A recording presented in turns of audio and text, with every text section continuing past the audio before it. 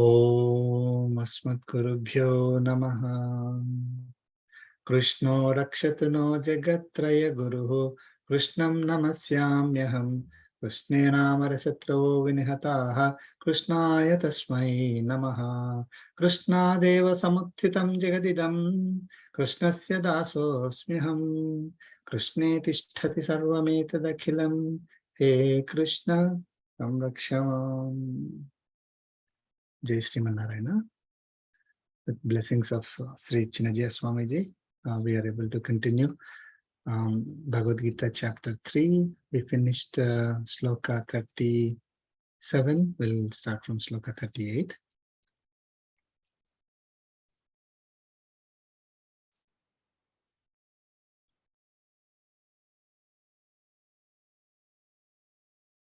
You see Sloka 38.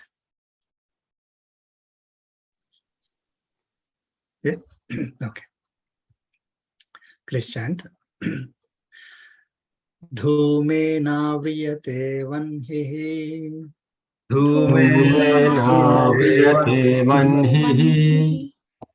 Yadhadarso malena cha. Yathadarso malena cha.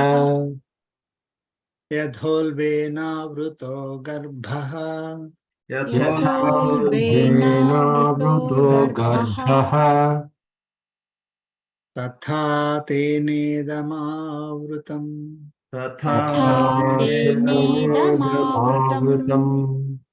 Let's chant together. Dhumena vriyate vanhihi. Yathadarso malena cha. Yatholvena vruto garbhaha. Tatha tenedamavrutam.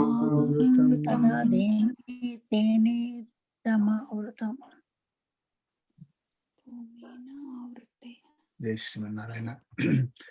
So,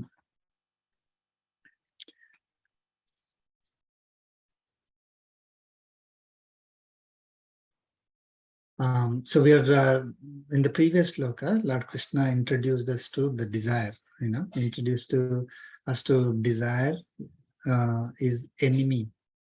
Desire is our enemy, So basically, it is born of Rajas guna, Rajoguna, and it is all consuming, all devouring. I want it. That is the desire is like that, mahasanaha, and when desire is unfulfilled, it turns into krodhaha. Krodhaha is anger, hatred, rage, wrath, right? And then with krodhaha, it becomes mahapapma. We tend to do things that are, that lead us to sins, that give us great sins. And so Lord Krishna is saying, Vidhi enam iha vairinam. So enam is this desire. Vidhi, know that it is the enemy for us. I mean, enemy of the one who is seeking Jnana Yoga, who does not want, who is not doing Karma Yoga and wants to do Jnana and wants to focus only on the Jnana part, right? So for one who is not performing their Karma Yoga, then that desire takes over them. It is an enemy. Of course, for us, we are not performing either Karma Yoga or Jnana Yoga. So desire is definitely our enemy. Okay, so this desire in this particular sloka, in sloka 38, Lord Krishna is saying, he's giving examples, right? He's giving similarities. Yadha dhumena vanhihi avriyate. The way fire is covered by smoke. Okay, dhumena by smoke, vanhihi avriyate, covered by covered. So fire is covered. Yadha malena adarsaha avriyate. Malena by dust. Adarsaha is mirror. So the way are just as a mirror is covered by dust, and yadha ulbena garbhaha avrutaha. Ulbena, by amniotic fluid or placenta, we can take it in both ways. So basically by that sac of amniotic fluid, placenta, um, uh, just the way fetus is covered by that. Fetus, when it is in mother's womb, just the way fetus is enveloped uh, by the ulbena, by the amniotic fluid or placenta in the womb, tatha, in the same way, tena idam avrutam. So tena, what is he referring to? Tena, by that is the meaning. So so by the desire, because the context is desire, right? It is not the nature, it is not atma, it is not other things. The tena is referring to by that, by the desire, idam, uh, in this world of all beings, avrutam is covered. So just so again, going through this summary again, the way fire is covered by smoke, the way mirror is covered by dust, the way fetus is enveloped by the amniotic fluid in the womb, same way this world is covered by the desire. Okay. So now, is anyone exempt from desire, right? Like looking at these three examples, it becomes clear that this entire world is enveloped in desire. Everybody is um, you know Want running something. after the desires, right? The running after fulfilling their desires, right? So it is not like you know uh, an exception that somebody would have a desire. This entire, just the way fire is covered by smoke, you know uh, when there is fire, you'll always, sometimes we see, sometimes we don't, but there is smoke around the fire, right? There's always smoke that comes around from the fire, so it is natural. So um, this this that smoke there is the desire. Okay. So um, just like the smoke is so natural that is around the fire, that fire is covered by the smoke, same way this desire is always there naturally. Okay. And then the way mirror is covered by dust. Okay. Again, um, mirror, whenever we see mirror, there is always dust on it. It's always covered by dust. And even when we try to clean it, the dust always forms. So it is a kind of natural affinity. So dust has natural affinity, looks like, to the mirror. So mirrors are always covered by dust. So again, same way, this natural affinity of desires, you know, um, influencing people, or people getting influenced by the desires. Then the third example Lord Krishna is talking about is the way uh, fetus is covered um, by the amniotic fluid or placenta. Um, so we are, so it is covered all around, right? So we are covered all around by desire. There is no way to go, right? It's not like you go to some place, probably you will not have desires. There's no such place. Okay. So it is all around us. It is whether we sit in the home or whether we go somewhere else or some other place, changing place or time doesn't matter. It's all around us. Yeah, it is we are covered by desires always. Okay, so and I mean showing us how this enemy, the desire. So he said desire is our enemy, right? So the desires are the ones that make us commit sins.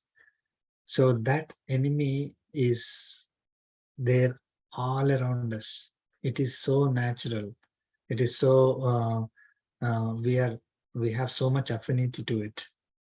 Okay, they stick to us just like how the dust sticks to the mirror and makes it impure. The desire sticks to us and makes us impure. Um, and so these three examples very clearly tell, that it is not possible for us to simply come out of this desire by ourselves, right? We are one more thing that we can try to understand reading between the lines is that the the example where Lord Krishna is saying we are, I mean, the fetus is enveloped by the amniotic fluid, right? So we are born, we are, from day one of our birth, we are inside this desire. I mean, even before we are born, kind of, right? So, I mean, think about it like without teaching the child anything, like you have to have desires. You should like toys, you should like games, you should like this kind of food, that kind of a food. They're born with the desires, like even before they understand even language, they start, we can clearly see that the babies have desires for something, desire for experiencing certain things, desire to even be with, mom, right? So they're born with always desires. Okay, so we are all born with desires from day one of our this body. When we took this body, we are the desires stuck to us, just like how the dust is sticking to the mirror, and it is so natural, which is all around. Like if we are living, means we have desire all around it. Like if there is smoke, means there is fire, right? I mean, or if there is fire, there's definitely smoke. So it is we are, when we are in existence, desire is around us. Just like how when fire is uh, existing, for smoke is always around it. Like that, when we are existing in this body, desire is all around us. Okay, so it is not simply possible for us to wish it to go away.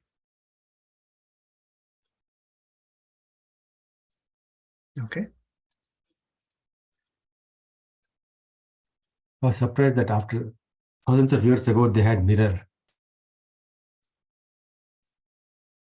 Yeah. So the mirror, even those days they used to have mirror. That's what I was thinking about that also. Yeah, they have mirror. They have lights itself. So one more thing is that how Lord Krishna is talking about garbha, means the pregnancy, right? The womb, fetus in the womb, how it is covered by ulbena, Yeah. by ulba. So by the placenta or amniotic fluid. So there is something in the womb that the fetus is covered by. And that kind of knowledge is there at that time. Of course, in Bhagavata, they explained all the phases of pregnancy exactly as how we see it today, even without having any surgery, X-rays, and all these things. Bhagavata explained those concepts, the development of the fetus in mother's womb. has been described very clearly. That's what doctors told us. Mhm. So, yeah, the knowledge is amazing. They So, have test is tube the babies by that time. Yeah. Yes. so is the desire necessary, because without that there is no survival, right? Because human babies are so dependent, right, sir? So is Krishna saying that desire, what I put inside that jivatma, is it important? Because it's important because they have to really drink, eat to survive in that physical body, right? Without desire, to going back to your example where you're saying that the baby is born with a desire, that desire to drink milk at that point, right? Because it's a survival. If that desire is not there, they cannot just make it, right? Because you cannot force push. So is Krishna saying that jivatma is cycle starts with the desire? Yeah. So it is not like Paramatma is putting desires in the Jivatma. So basically, Jivatma by itself does not have any desires. It is pure by itself, right? So, for example, in these three examples, it's a good question. So in these three examples, smoke is not inside the fire. Mirror, the dust is on top of the mirror, but the mirror is not containing the dust. The mirror is pure by itself, but it is always covered with dust, right? So there was another example. I think it will come later also. So the fetus is covered by the vulva. So it is not, that's not fetus, or that is not going into the fetus. So basically, Jivatma is pure, by its nature. Okay. So it is, these are coming from Kamesha, Krodhesha, Rajoguna Samudbhavaha. Rajas is the reason why Kama is there. Not that the Kama means the desires. Jivatma does not have Rajoguna as inherent quality. Rajoguna is the quality of the nature, that is a body.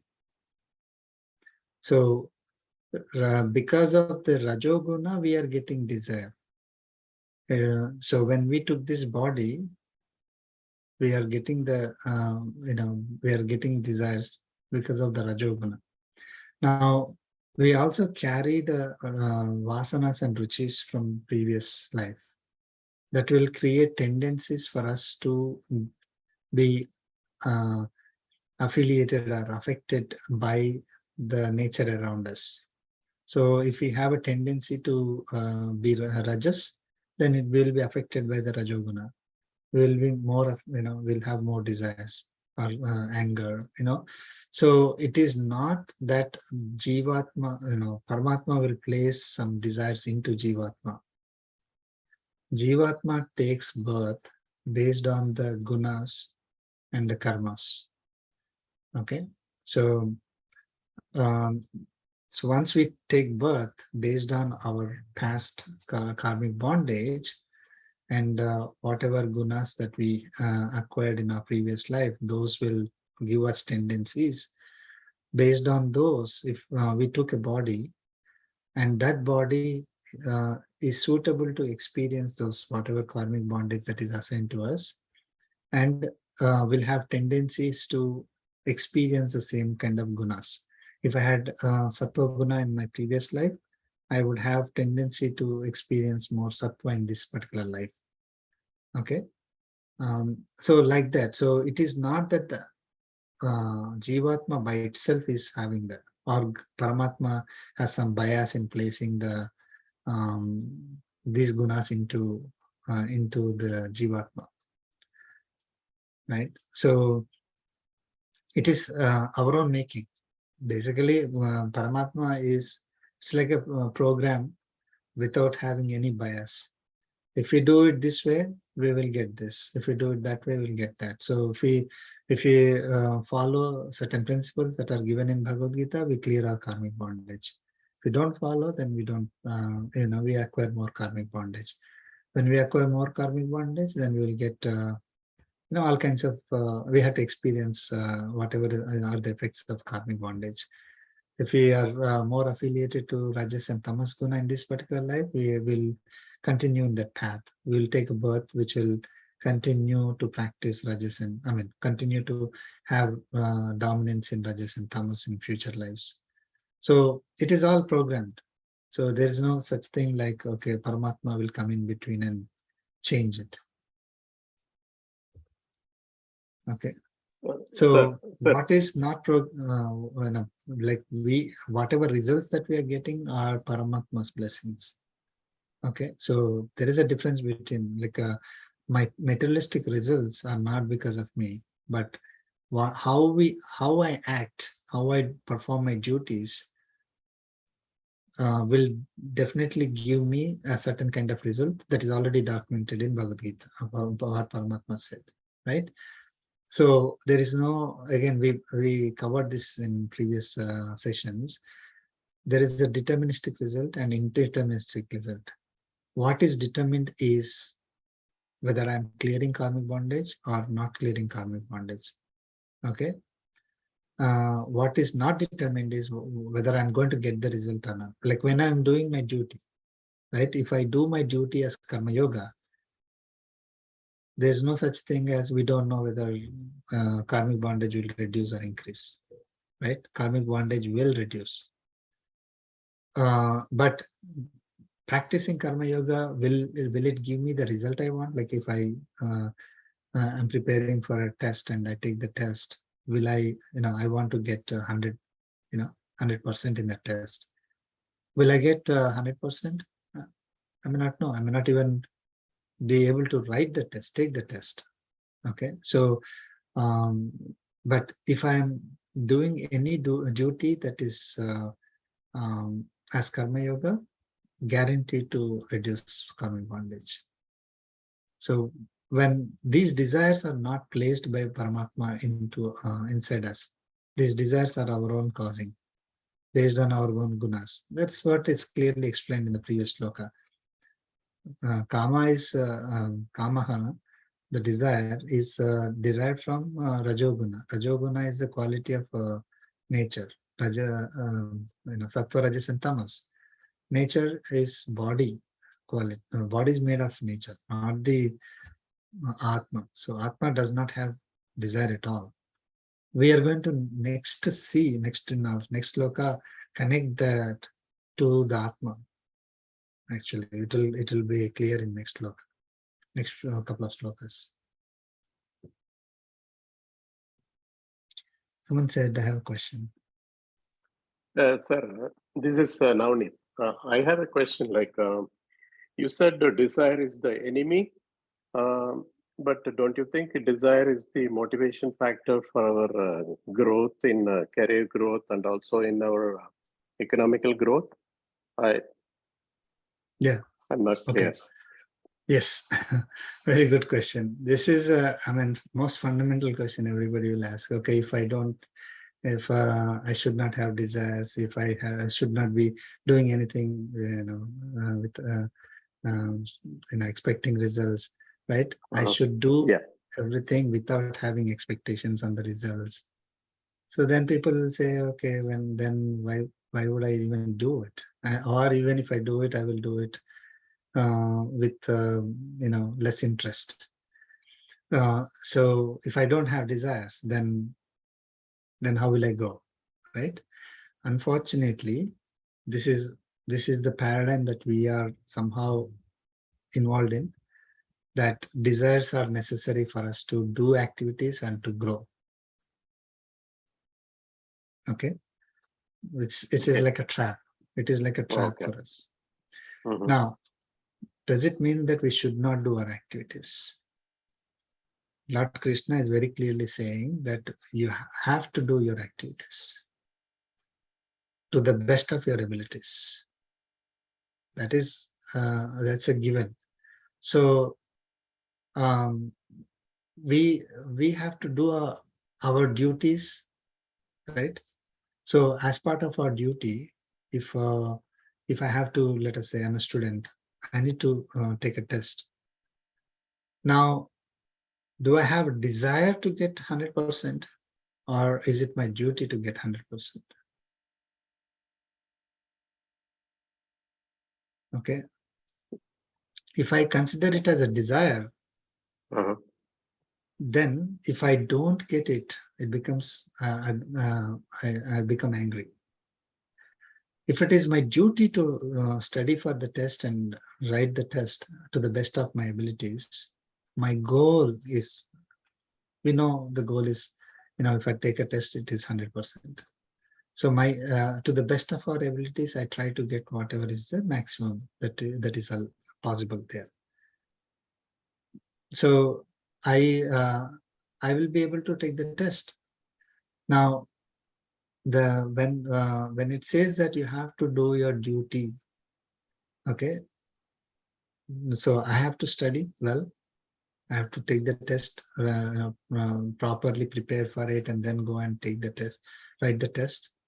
Right? There is no slacking anywhere. Like there is no, you will not be thinking that, oh, this result is not for me, right? Then I should not be doing it. We also had we had a question where, okay, if the result should not be considered as it is for me, right?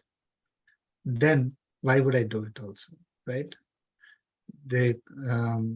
What Karma Yoga will teach us is that we have to do the duty as service to God, who we love so much. Okay. So if we love him more than us. Okay. See, you do, for example, you have to do a particular duty, right? You have task, not duty. Let's say a task. Okay. You have to take somebody on vacation, right? And you like that person very much. Okay.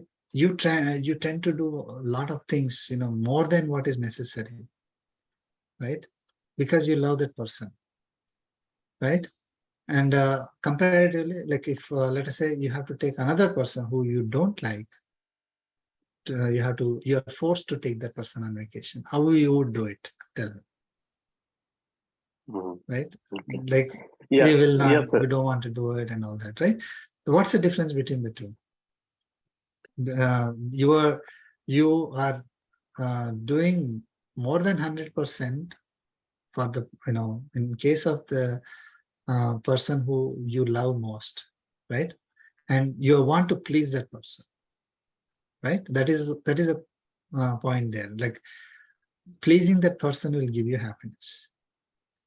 On the other side, if you don't love the person, you don't care about pleasing that person, you will do whatever. Now, if I have a duty, and if I'm doing the duty as service to God, and I love God so much, then we will not think about anything else. Like, this person is complaining, or that person is complaining, or I'm whether I should do 8 hours, 10 hours, 12 hours. You will simply do to the maximum ability. Okay, so we'll not think like my duty is 8 hours, I have to do only 8 hours. You'll forget that concept. If you want to do your duty as service to God, and your duty is to please him, okay, then you will have no limits in trying to do that activity. So it is opposite. If you try to do it for yourself, and let us say you already have enough money. So you'll say, okay, now why should I do, right? I already have money, so I shouldn't care about it. Or you already have whatever you wanted. Okay, so you would not care. You will not do that activity, even though it is your duty. But if you are supposed to do something and it is your duty to Paramatma and your service to Paramatma, then whether you already have money, praise, all kinds of things, you would not care. Whether you are well, not well, also you will not care. You'll simply do it. Okay, sir. So, Yeah, I understand. Yeah, I understand. But I performance think there actually. is a slight. So now the desires. Let us come to that, right? So we should be focusing on our duties, not on desire. That is the difference between between the two. If I derive my activities based on a desire, right? If I derive my activities based on desire, basically what happens is I will continuously keep checking whether I'm getting or not, I'm getting or not. And if I don't get what I wanted, it causes trouble for me. Okay. So because the only purpose of doing the activity is to achieve that whatever was the desire. Now, if I am not able to achieve it, I'll simply, either hate myself or shout at people who might couldn't help me, or cry or be depressed, and all kinds of things will happen. Now, if my duty, if I have a duty for certain thing, and that has a goal, the duty has a goal, and my focus is only on the duty, then if I achieve the goal, that is fine. If I don't achieve the goal also, it will be fine, because I have done my duty properly as service to God. My goal is again we discussed this one earlier also. Our goal in this particular life is not to earn all these possessions, praise. Nothing will come with us, right? So even if somebody earns like $200 billion, tomorrow if they die, then the $200 billion will not go with that person, right? So our goal is to reduce karmic bondage. That is why we are born in this, not to acquire, not to have desires to acquire a lot of possessions, money, and all that, or experience all these enjoyments. If they happen while we are living, no problem. It's not like we should stop. But the goal is not to have desires like I should become president of America, or become a CEO, or earn $1 million, or these should not be. I mean, if let us say I am a politician, okay, and the goal for a politician, the level to which a politician can raise to make a difference in society is to become a president. No problem. Have a goal of becoming a president.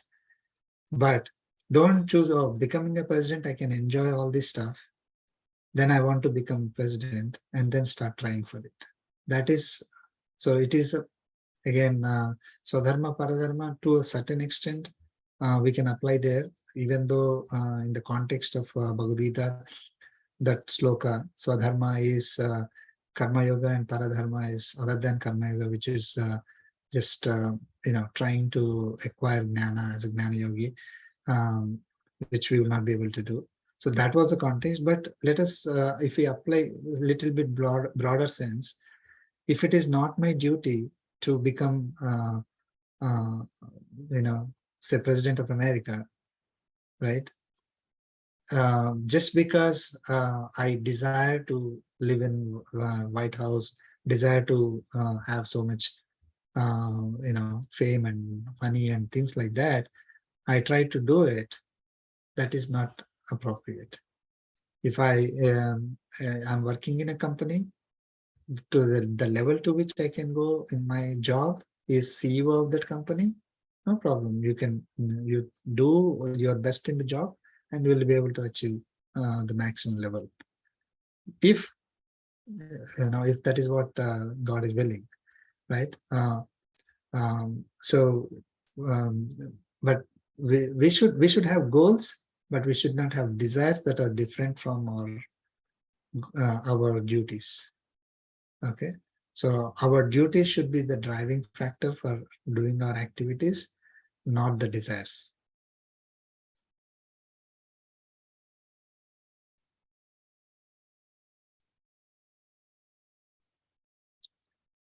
Hope it was clear.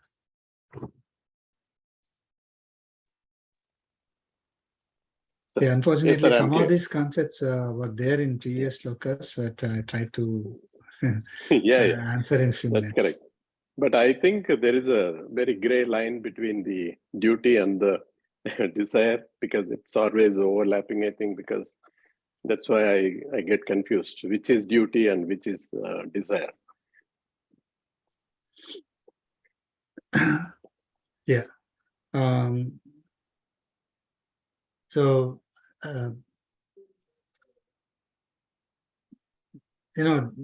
a desire to acquire,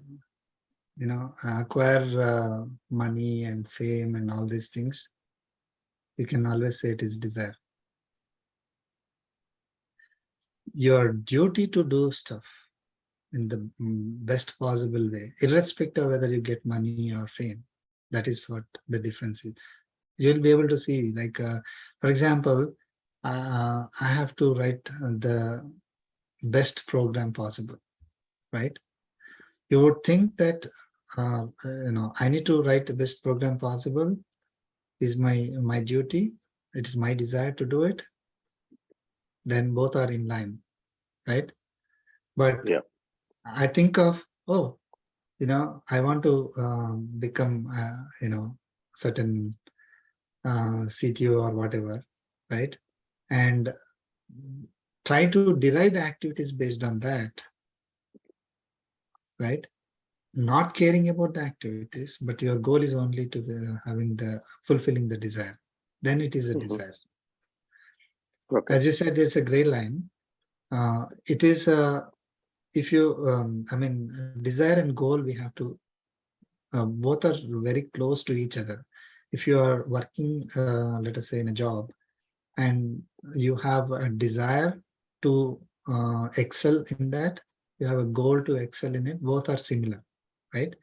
However, but if I'm working as a software programmer and I have a desire to earn $1 million, you can clearly see that is a desire.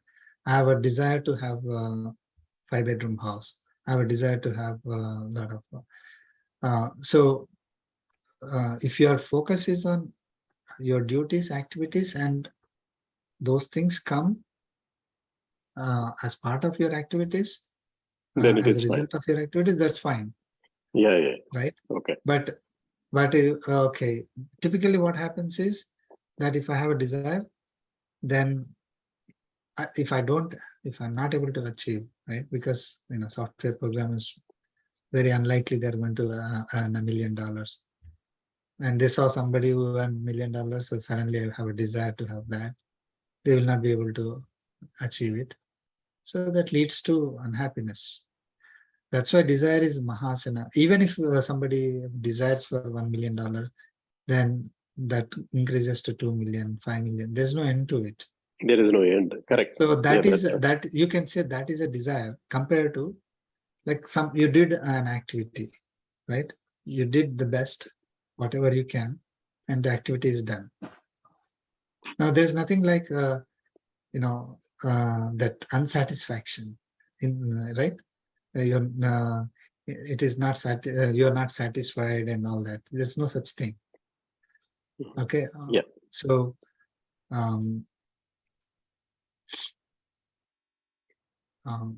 we it is good to understand, like a lot of these materialistic pleasures and possessions are all desires. Okay, so simply focusing on your sensory experiences, possessions, directly you can say that it is desire. Has nothing to do with your with our duties. Our duty is not on being born here. Our duty is not sensory pleasures. Senses are there to as instruments for us to do our to our activities, whatever activities we are supposed to do. Right? If you have to do some, for example, Arjuna has to fight, he has to have eyes and all that. Right? He will not be able to fight otherwise. So senses are given to us to perform duties, not simply for the sake of sensory pleasures, experiences. So if Arjuna wants to leave his duty and go and experience enjoyments, because he probably can enjoy as a king, so then he's running after a desire, not doing the duty. Thank you, sir. Thank you for the explanation. Thank you, sir. Appreciate. Thank you. Okay, so we'll move to Sloka 39. Share screen.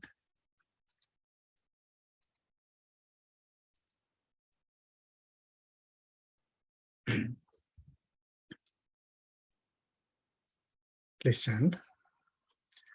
Avrutam jnanametena Avrutam jnanametena jnanino nityavairina Jnanino nityavairina kamarupena kaunteya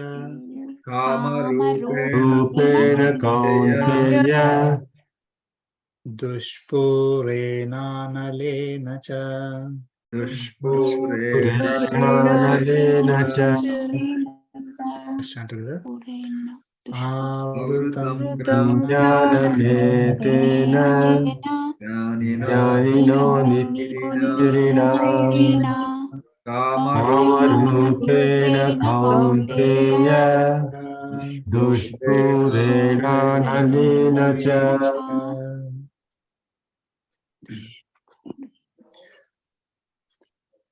So Lord Krishna is continuing to explain about the desire. So how bad is the desire? Lord Krishna is saying in this sloka, Hey Kaunteya, O Arjuna, Jnaninaha Jnanam etena avrutam. It means knowledge of the self of Jnana Yogi is covered by this. Etena, by this. What is by this? Is by desire. Avrutam is covered. What is covered? Jnaninaha jnanam. Jnaninaha, jnani is Jnana Yogi. Jnaninaha is of Jnana Yogi. Jnanam is the knowledge. What is the knowledge of a Jnana Yogi? Is knowledge of the self. So knowledge of self-realization. So this desire is covering, is obscuring, is enveloping, the knowledge of the knowledge of self of a Jnana Yogi. Okay, I mean, one who is not practicing karma yoga, all of us, for us, this desires are covering our knowledge. Okay, so our our Atma is incorrect to say. Atma is in its pure form, has all the knowledge. Okay, the nature of Atma is itself is knowledge. So that knowledge is covered by this desire. Okay, unfortunately. What is this? Nitya Vairina. Nitya Vairina is eternal enemy. Okay. Kama Rupena, the eternal enemy, which is in the form of desire. So Lord Krishna is saying, the knowledge of self is covered by this eternal enemy, which is in the form of desire. Okay. And this Dushpurena is impossible to attain. Okay. You will not be able to reach it, because when we try to, like, if I have a desire for X, then I want one, when as soon as I reach X, I want more than X, or something Y, something Z or A or B. So it is, you will never be able to achieve it. Okay, you will not attain. It's impossible to attain the desire. I mean, I don't know how many of you felt like, say, for example, we desire to achieve certain thing. Okay. Now, you have a target. Okay. This is a typical problem that we would face. If our target is to achieve, I mean, if I'm going to be happy when I am achieving the target, then I'm going to set my target in such a way that I'm going to achieve it. Okay. For example, again, it's very easy to easy to explain with college applications, if some of you are familiar with. So I'm a normal student, I'm studying. If I have a target to join MIT or Stanford or Princeton, I will not be, I know that I may not get it, right? So my target is that, but I know that I'm not getting. So what I'll do, because if I set the target and work towards it, I have, very unlikely that I'm going to get it. What I'll do is I'll set a target that is lower than that. Isn't it? So what we think we can achieve, that is how we set our target. Now, let's say by chance we are able to achieve that. Let's say the lower target is, say, Rutgers University. So I achieved Rutgers. Will that person be happy now that they achieved whatever they wanted? There's always something in their mind saying that I really wanted that, but I never could. Or somehow, let's say they did not apply for MIT, thinking that they won't get it. Okay, they applied only to Rutgers, and then when they get into Rutgers, and they realize that somebody else who has same credentials, they got into MIT, they'll immediately think, oh, why didn't I try that one? So their desire is to get into whatever the target was, or desire was to get into Rutgers when they applied. When they achieved it also, they're not happy. Okay. That is one example. When we, as soon as, let us say, maybe temporarily we will be happy. But as soon as in some other case, like I want, a particular house. Let us say I'm living in an apartment and now I want to just own a house. It could be a townhome.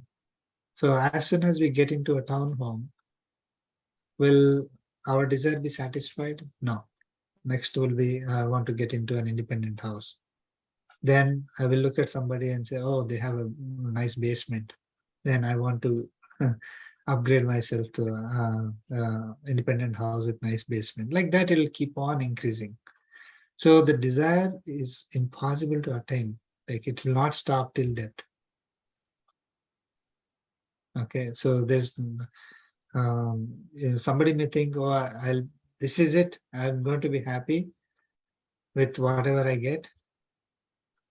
And those are people, some of them, became, of course, we know a lot of examples where a lot of famous people, they, by the time, they die, they face so many difficulties in their life. They lost everything and they lost peace and all that. So it is not that, when they achieve what they want, they're not satisfied with it. They want something more, right? And if there is nothing else to achieve, that is another problem. These are all things that we covered in our introduction to Bhagavad Gita. So when we have a desire to be number one, okay, so number one singer, number one Olympics swimmer, these are examples, real examples. So when they achieve that, there is nothing for them to achieve more. And they somehow they're not happy with their life at all, because there's nothing for them to desire more, unfortunately, right? So they can't go forward. So they're not able to, initially they had a desire to become number one, but once they become number one, as they could not upgrade their desire to anything beyond that, they somehow lost their life totally. So it is impossible to attain that, that state where I am satisfied with, fulfilling my desire. This desire is no longer, my enemy. That state will never happen. Okay. And Lord Krishna is saying, analena is, the desire is insatiable. It's never satisfied. So it is, impossible to attain. It keeps on, going farther and farther from us. As soon as we achieve something, we want something more. So the desire keeps upgrading. Or, in other words, it is never satisfied, right? So that is the eternal enemy for us. This desire, okay, this eternal enemy, which is in the form of desire, is the one that is covering our knowledge.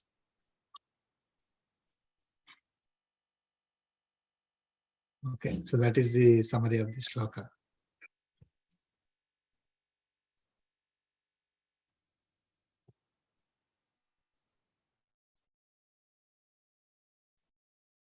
Any questions on this one?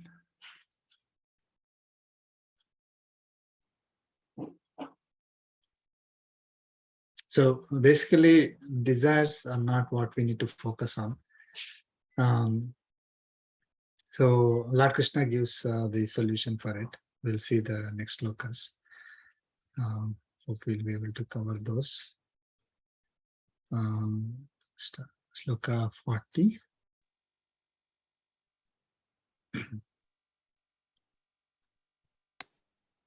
Please send. Indriyani mano buddhihi Indriyani mano buddhihi asyadhisthanamuchyate asthanamuchyate etairvimohayatyeshaha etarvimohayatyeshah jnanamavritya dehinam. jnanamavritya dehinam Listen together. Indriyani mano buddhihi asyaadhisthanamuchyate etarvimohayatyeshah jnanamavritya dehinam.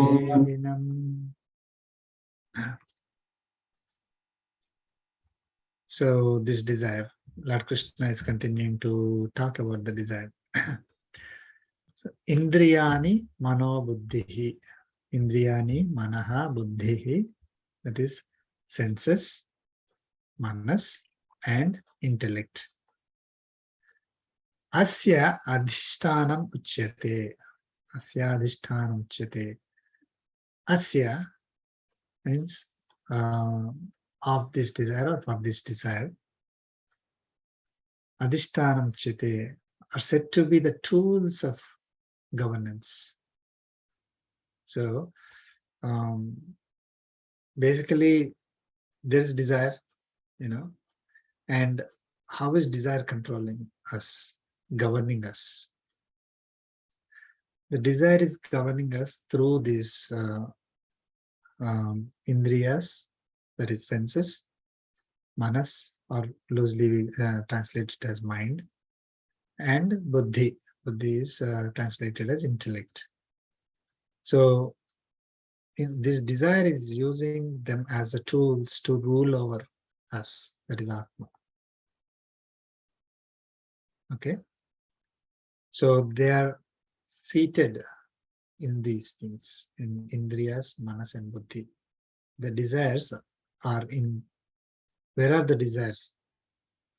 The desires are, seated there, or the desire is using them as a tool to control us, to govern us, to lead us.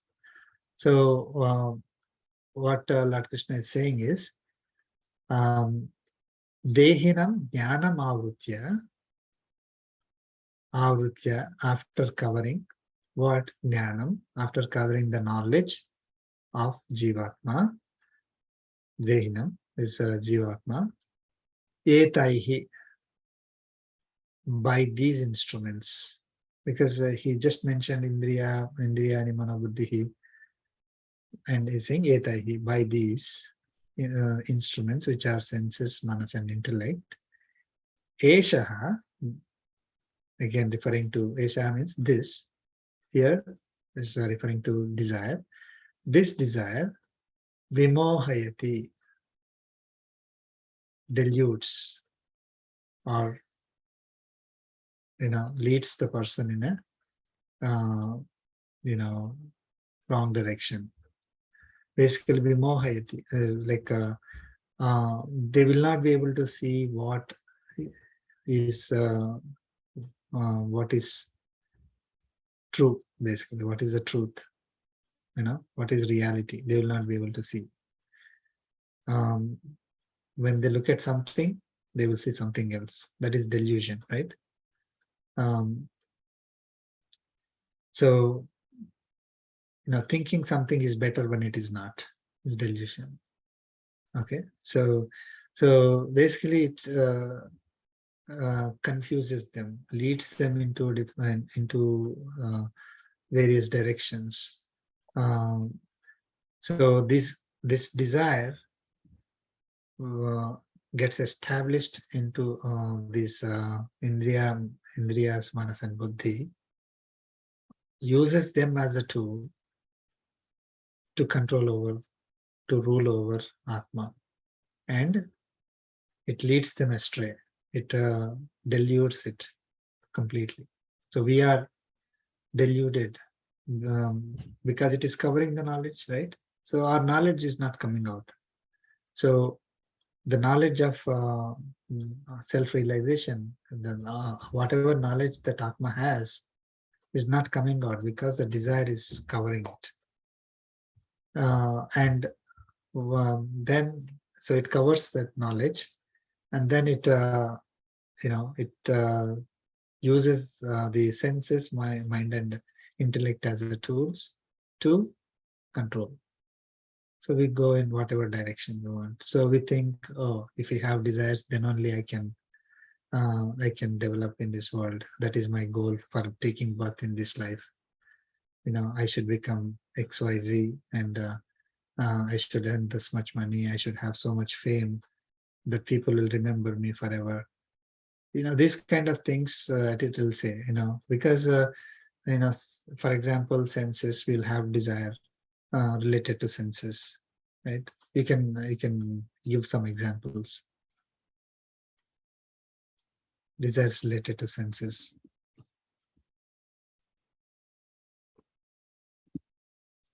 Anyone? Sensory pleasures. For Going example, to restaurants, food. Food. I was going to That is the say, most yes. common, I guess. Yeah. Yes. Sweet. Yeah. Yeah. I mean, food is immediate thing, but there are other things like, okay, if I need to have this much money, kind of possessions, these cars and things like that for my comforts. These are also sensory pleasures. Or I should go on Sleeping vacations. nicely. Yeah. So I should have a lot of money, lot of power, in order to enjoy again sensory pleasures. Some examples of manas, desires related to manas or mind. Peace of mind.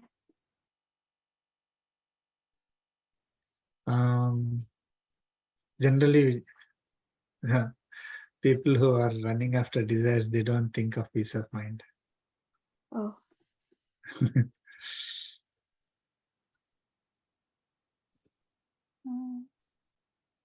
You want to become better than your friend, in a better position than him. Say he's, got promoted or something, and we are the same. You just told the example, right? We both have the same qualities. One went to Rutgers, one went to MIT.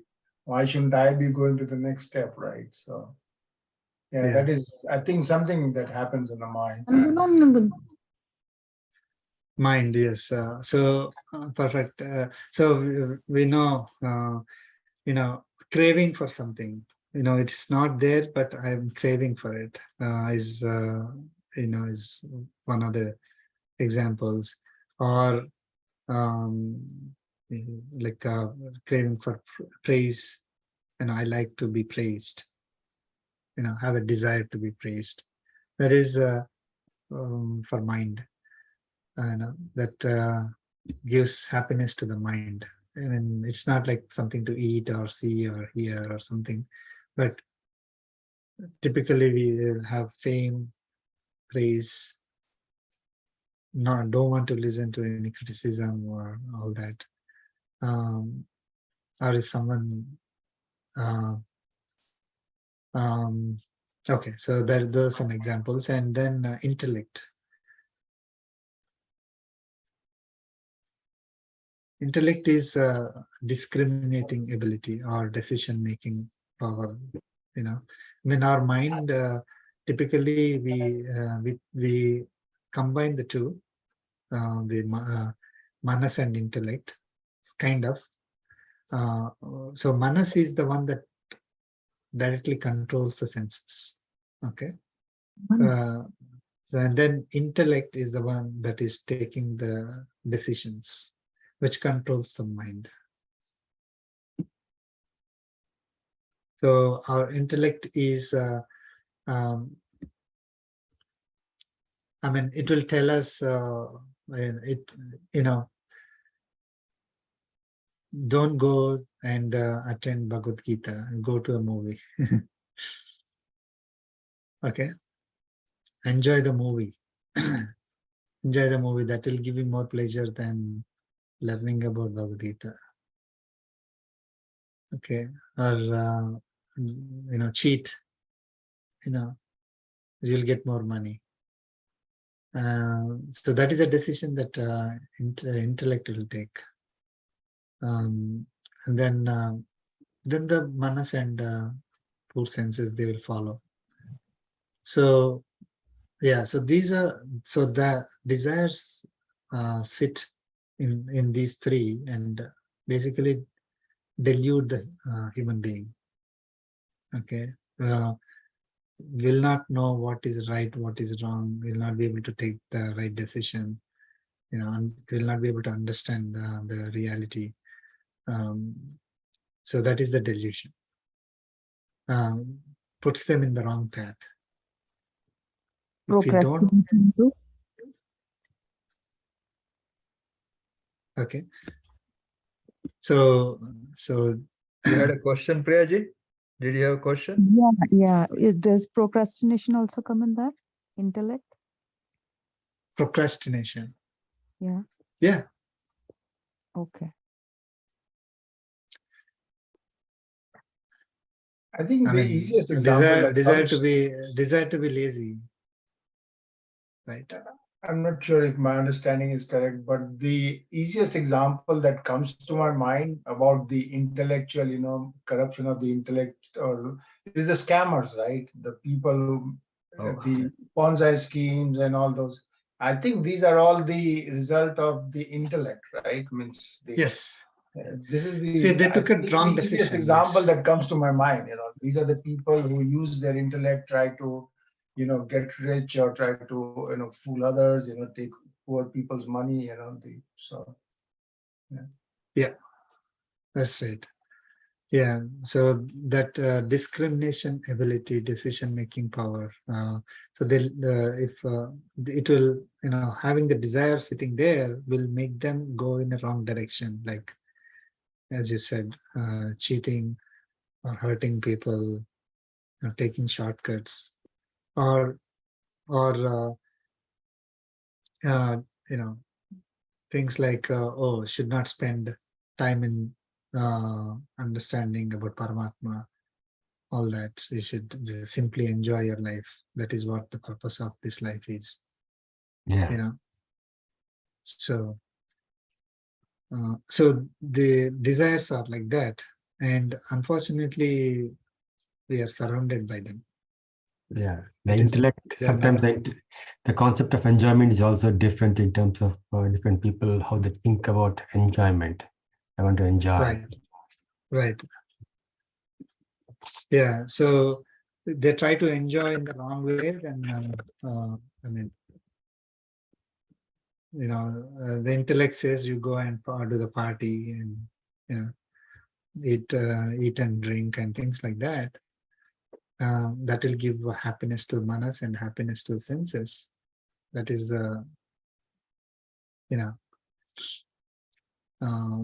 so desire sitting on intellect or controlling the intellect. It uses the desire. Desires use the tool, intellect as a tool to delude the people. Okay, so okay, so we'll move to 41. 41.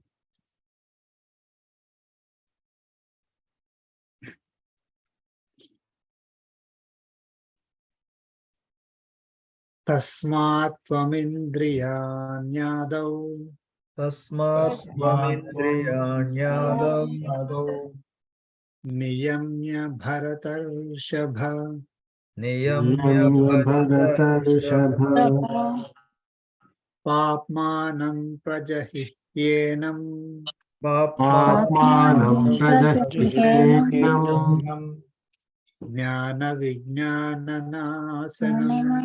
jnana Jnana Vijnana Nashanam Let's chant together. Tasmat Tasmat Tvamindriyanyadau Niyamya Bharata Rishabha Atmanam Prajahityenam Jnana Vijnana Nashanam.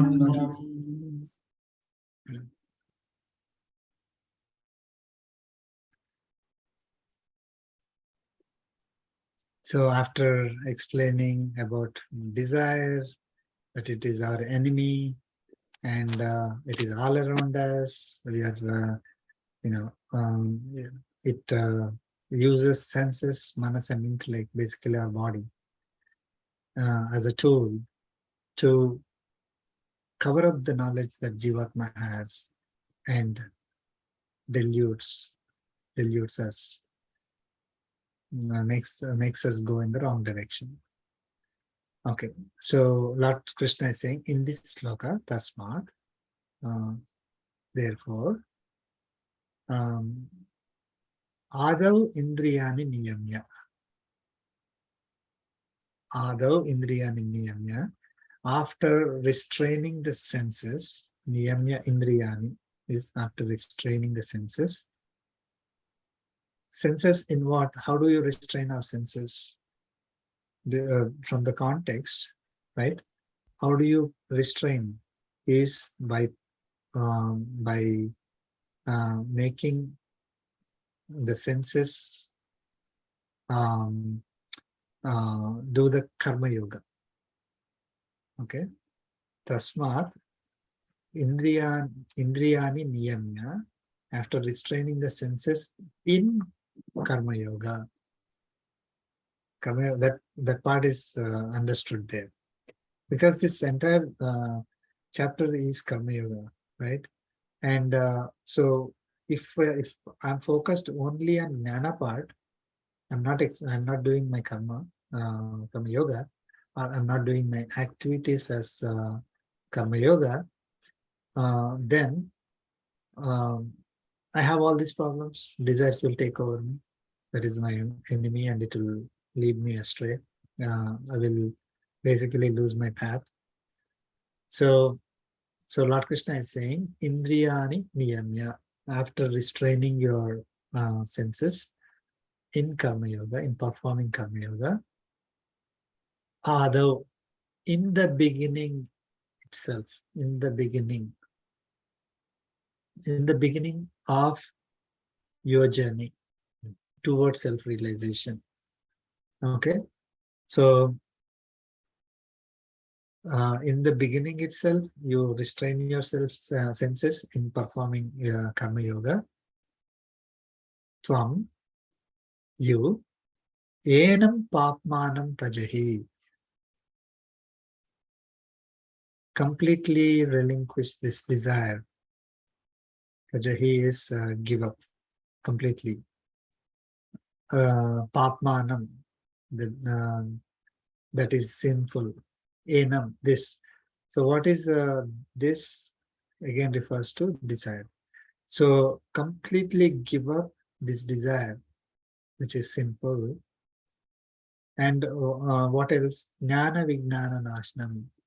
This desire is jnana vijnana nashnam, that destroys knowledge. Jnana is knowledge of self, because it is covering, right? I mean, you're not able to understand who we are. You're not able to understand if desires take over us. So that basically completely kind of destroys our the knowledge of self. And vijnanam is knowledge that clearly distinguishes Atma from the body. So one is knowledge of Atma, and the other one is knowledge that distinguishes Atma from body. Now, if someone asks me, okay, what is your goal? Okay, what is your goal? The simple question. What do we understand by your? Be happy. Yeah, I mean, what do you think as your there? Be a good person. The body and mind. Body. Yeah, it's mostly body. Yeah. So, I mean, we have to start thinking as Atma. We are Atma. What is your goal? The goal should be Atma's goal first. Body is like a use and throw thing. It is given to us for a particular duration. Okay, we have to use it for the better purpose, to achieve the goal that Atma has, not the other way. So we think, with this body, I need to enjoy so many things, right? So that is my goal, my desire.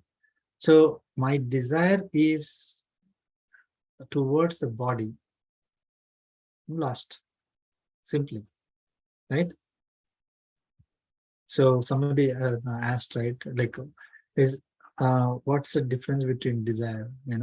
Like typically when you say, okay, desire, you will immediately think of body only. we are Atma, and we need to have desires for Atma. Atma has a desire to get rid of karmic bondage, to be with Paramatma without restraint. We have constraints now, restraints, we have limitations. And even in this body also, we are with Paramatma. However, we are having a lot of limitations. So the goal for us is, our goal or desire, it can be a desire also, is Atma, to be with Paramatma without constraints. Okay. So unfortunately, that if we have desires, that is lost. And we'll think of it as, like, what is our goal? What do you want? What do you really want? We think of our body only. So We should never we, think of our Atma. sorry to interrupt.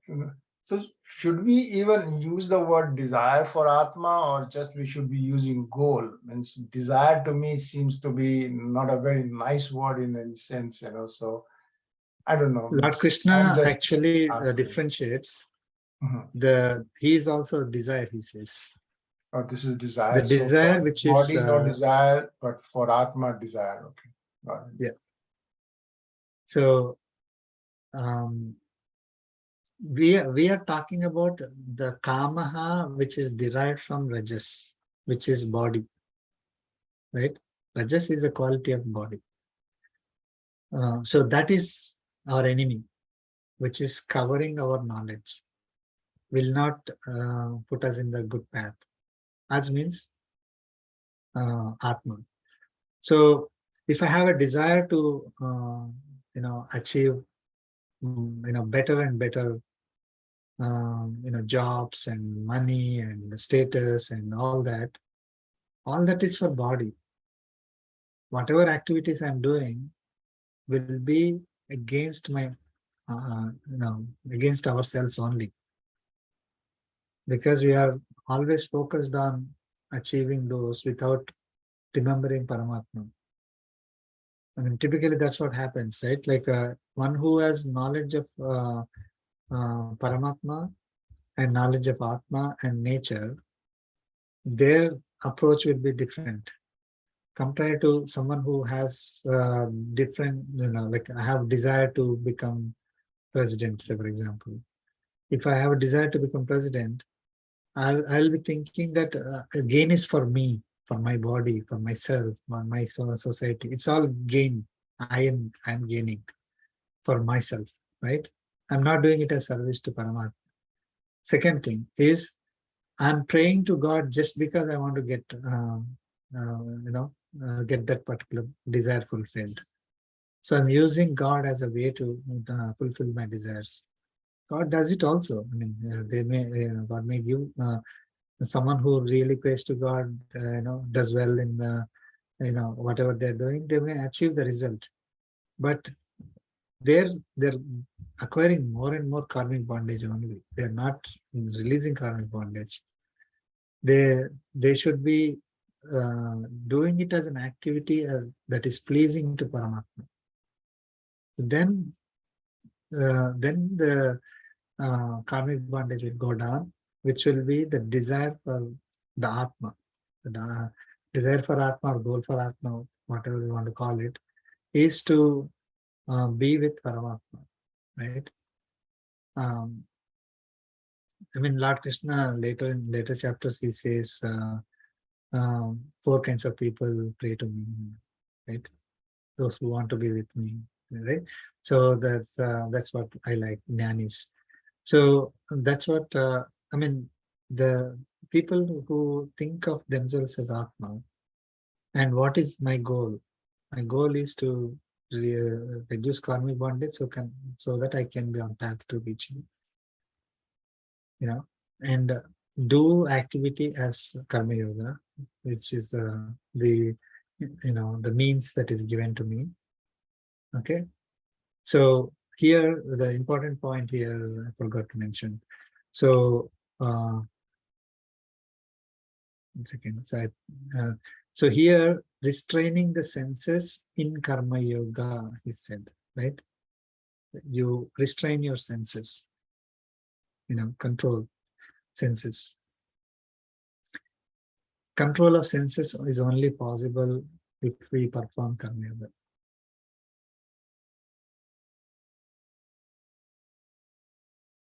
And completely give up the desire that is sinful, possible when you perform Karma Yoga. Right? So you will do the same activity, but not out of desire to get a particular result. You will do it as a service to Paramatma. You would not care the kind of result that you get. You would not care about the bodily desires being fulfilled. Right?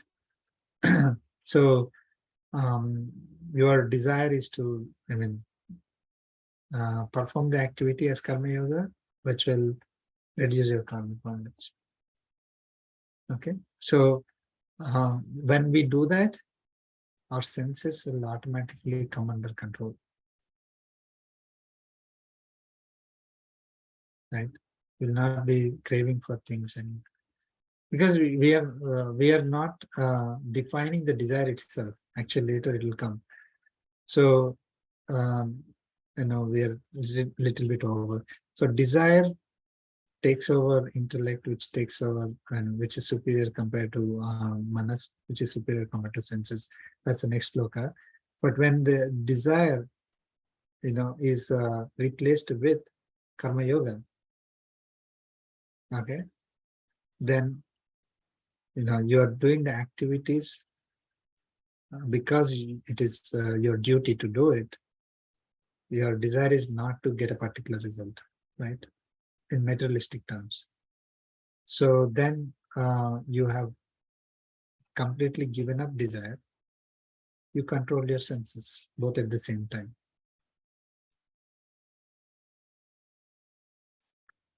So focus, always on Karma Yoga, perform duty as Karma Yoga, then it will automatically control our desires and senses.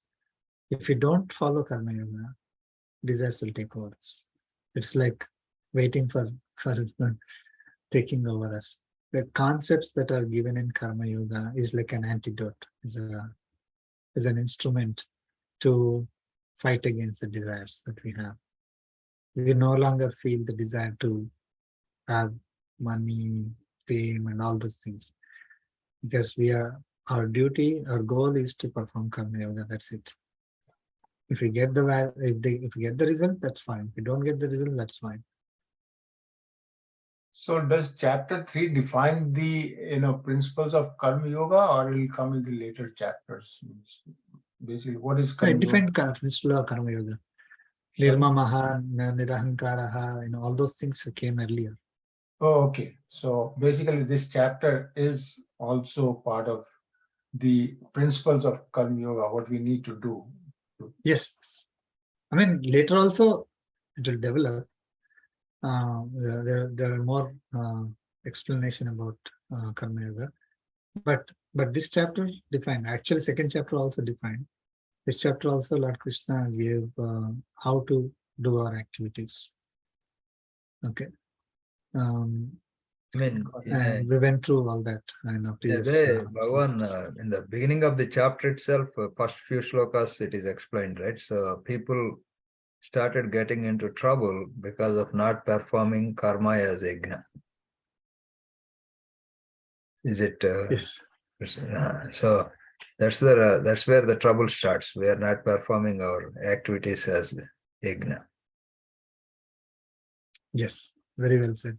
Yeah, yajna and nishkama karma was given.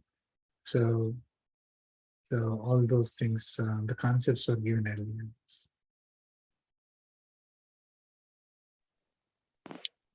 Okay, thank you so much. Yeah, go ahead. Than Atma.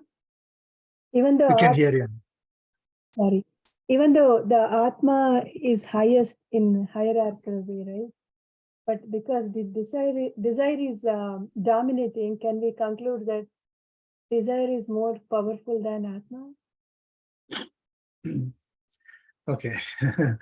So I know why you said that, because the next sloka kind of hints that, and there is a separate interpretation for that sloka which says Atma is higher than intellect.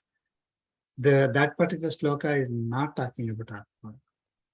So there is no such thing like Atma is. See, Atma is different from body altogether, right? So it is not like higher or lower. Atma by itself, when it is in its pure form, is equivalent to Paramatma. Equivalent, not same. Okay. So when we are like even in this body also, we are there in our pure form only. However, we are covered by the desires, the karmic bondage. So it's kind of some attachment is there with us, like the dust on the mirror. Okay, or so it is because of that is not coming out, right? So for example, Sri Swamiji, great souls, their Atma is so clean. I mean, Atma is so clean is not the right word, because Atma by itself is always pure for all of us. However, if it doesn't have the karmic bondage and the desires covering it, right, then that knowledge comes out. They'll be able to do a lot of things that we are not capable of. So it is not like Atma is greater than intellect or lower than intellect, or desire is greater than Atma or lower than Atma, because those are in like its own desires, intellect, all these are in the nature part, right? Body related. Okay, so the desire that we are talking about, materialistic desires. And then we have Paramatma and we have Atma. So these are the three separate entities. Of course, Atma is the supreme, because that is it has the knowledge. Senses, they don't have knowledge. Like, for example, the senses won't work if Atma is not there. Intellect doesn't work if Atma is not there. So this entire body is functioning only because Atma is present. So Atma is the only one which has the knowledge. Body does not have knowledge. Body does not have, and bodies cannot operate independently. Atma is able to, when it is present in the body functions.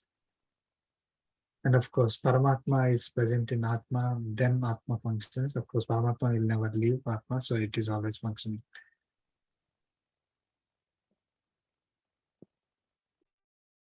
So when we are free of karmic bondage, we die? When we are free of karmic bondage, we die. Do we die? Yeah. That was the question. No, we never die. We come to... We is Atma. Atma never dies. Okay, that is a first fundamental principle of Atma. Atma is always there. If we were there before, we'll be there forever. First sloka of Bhagavad Gita, that Lord Krishna started explaining about Atma, told Arjuna that you were there before, you will be there forever. And all these people also will be there forever. So they are, when all these, he said, not people, all these. I mean, basically, so we are Atma, and Atma always existed, will always exist in the future also. What is taking birth and or dying is our only body. Okay, so when the karmic bondage is all gone, Atma does not have to take birth in a body that is restricted. It can take any form, any body it wants, but it will always be serving Paramatma. That is the concept. Of course, like these are slightly interpretation oriented, like some other interpretation may say something else, but whereas all concepts say that Atma is there forever, it doesn't die. So when the karmic bondage is completely zero, then it does not have to take birth in this Pancha Bhautika Sarira, the nature that is made of 5 elements. It doesn't have to take birth. It will not be forced to take birth. Yeah, I think what probably, Priyaji, you are trying to ask, I'm thinking, see, sometimes what people say is, once your prarabdha karma is exhausted, the jiva immediately leaves the body. I think that's what you are trying to ask. Yes. Yeah, that's what she is trying to ask. Okay, karmic bondage is not Prarabdha. there. Like whatever is assigned for this particular body. If that karmic bondage is Yes. exhausted, then yes. I mean, that is the definition. Like we are given this body to experience something. Okay, so once those experiences are over, then the Atma goes and takes another body with another assigned experiences. That becomes prarabdha karma for that particular body. So once I mean, when all karmic bondage is over, then, again, based on Paramatma's blessing, it's not like karmic bondage will ever go to zero by itself, by our own efforts. It'll never, because, of course, we'll learn in 18th chapter. Paramatma's blessings should be there to become zero karmic bondage. Then only we get moksha. Even the AI may not be able to help. There is a danger of now people thinking probably AI can help with that. No. Yep. Okay. Thank you. Okay. Thank you so much. Really appreciate all the questions. Thank you. Thank you, sir. We'll conclude the concluding prayer. Kayena vacha mansendriya sakalam parasmai Narayanayat samarpayami Sriman Narayanayat samarpayami Sarvam Shri Krishna Arpanamastu Om Asmadgurubhyo Namaha Jai Sriman Narayana. Jai Sriman. Thank you, everyone. Jai Sriman. Shivara.